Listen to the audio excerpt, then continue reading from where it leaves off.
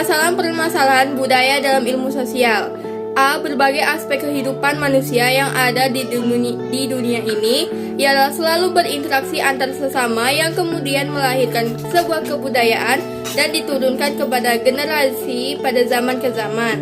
B. Masalah-masalah perubahan atau pergeseran nilai kebudayaan. Setiap masyarakat, masing-masing daerah mempunyai kebudayaannya masing-masing yang berbeda-beda dan mereka merasa bangga dengan hal tersebut. Namun seiring kemajuan zaman, rasa bangga itu hilang perlahan-lahan.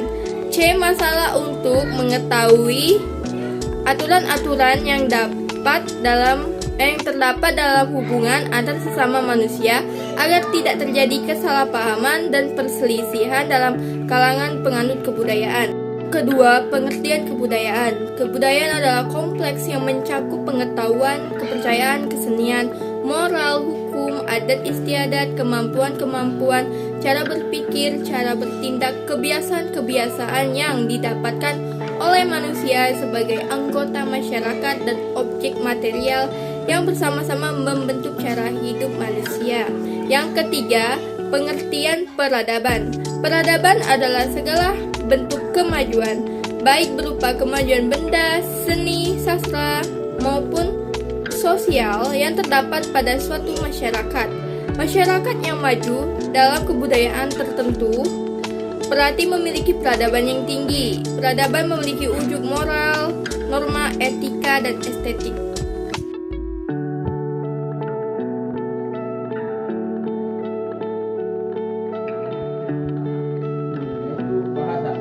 Bahasa memiliki peran penting dalam analisa kebudayaan manusia.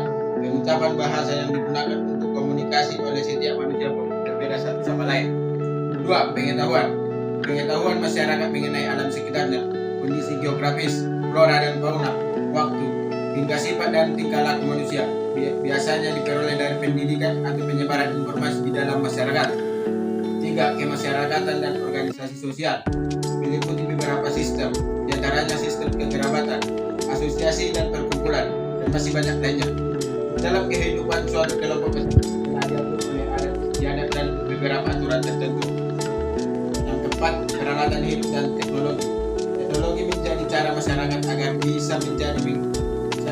bisa mengelola atau mengumpulkan berbagai bahan yang belum jadi menjadi bahan layak pakai dan dimanfaatkan dalam kehidupan mereka.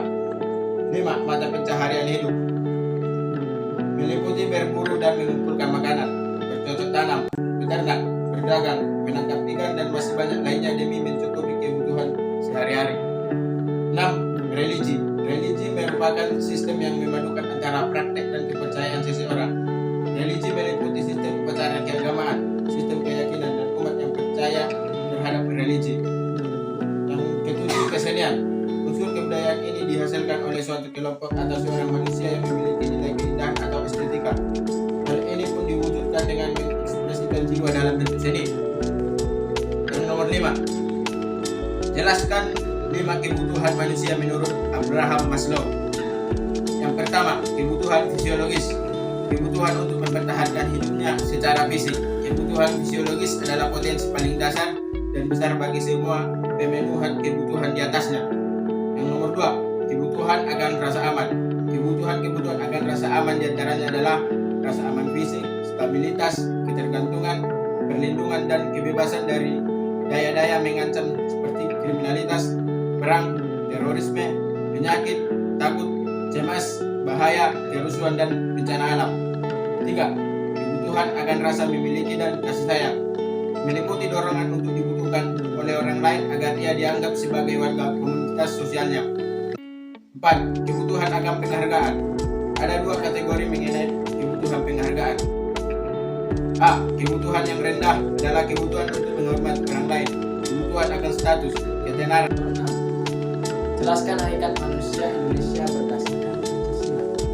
Hakikat manusia Indonesia berdasarkan Pancasila memiliki hakikat mutlak yaitu monopluralis atau monodualis. Apa itu monopluralis dan monodualis? Monopluralis yaitu adalah hakikat manusia sebagai ciptaan Tuhan Yang Maha Esa yang terdiri atas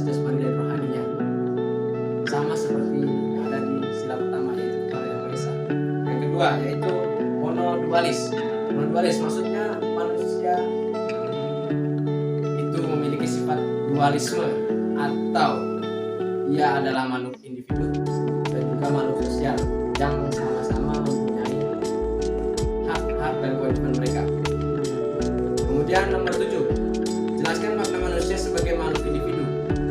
Manusia sebagai makhluk individu yaitu manusia sebagai makhluk yang mana tiap manusia berhak atas milik pribadinya sendiri dan bisa disesuaikan dengan lingkungan sekitar.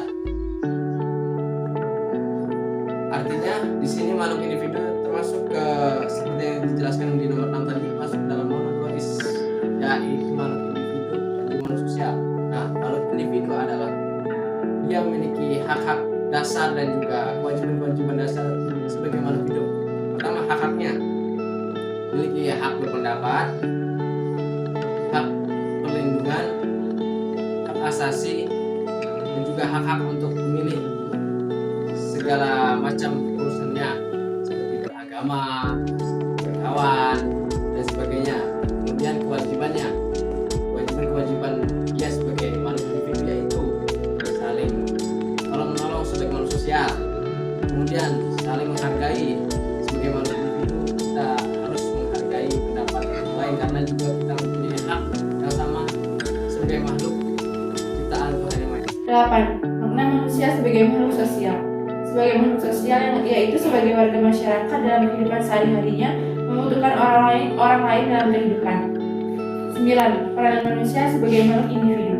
Manusia sebagai makhluk individu berperan menjaga dan mempertahankan harkat martabat yang dimilikinya. Kemudian sebagai makhluk individu, manusia terus berupaya memenuhi hak-hak dasar, merealisasikan segenap potensi diri, baik dari segi jasmani dan rohani, menjadi salah satu peran manusia sebagai makhluk individu. 10. Peran manusia sebagai makhluk sosial. Keberadaan manusia sebagai makhluk sosial mewajibkan manusia melakukan peranan sebagai berikut: melakukan interaksi dengan manusia lain atau kelompok, membentuk kelompok-kelompok sosial, menciptakan norma-norma sosial sebagai peraturan tata tertib kehidupan kelompok. 11. Implikasi manusia sebagai makhluk sosial dan manusia sebagai makhluk individu. Contoh perilaku manusia sebagai makhluk hidup sosial: bergotong royong membersihkan desa, mengunjungi orang sakit. Norma agama atau religi adalah norma yang sumbernya dari Tuhan. Norma kesusilaan yaitu suatu norma yang sumbernya dari hati nurani manusia yang berperilaku kebaikan dan kejahatan. Norma kesopanan yaitu aturan-aturan yang sumber berasal dari masyarakat atau dari lingkungan masyarakat. Norma hukum yaitu norma yang dibuat masyarakat secara resmi yang dapat dilakukan secara paksa. Contoh perilaku manusia sebagai makhluk individu: berusaha untuk memenuhi hak-hak dasar sebagai manusia, memenuhi kebutuhan dan kepentingan diri demi kesejahteraan hidup, menjaga dan mempertahankan martabatnya. 12. Dilema antara kepentingan individu dan kepentingan masyarakat. Manusia sebagai makhluk individu dan makhluk sosial selalu terdiri dari dua kepentingan, yaitu kepentingan individu yang termasuk kepentingan keluarga, kelompok atau golongan, dan kepentingan masyarakat yang termasuk kepentingan rakyat. Dan muncullah dua pandangan, yaitu individualisme dan pandangan sosialisme. 1. Pandangan individualisme adalah kebudayaan yang menekankan gagasan bahwa individu terpisah dan tidak tergantung dengan individu lain, mendefinisikan diri sebagai dari in-group, tujuan pribadi menjadi prioritas di atas tujuan kelompok. Sikap individu secara personal lebih menentukan perilaku sosial individu daripada norma.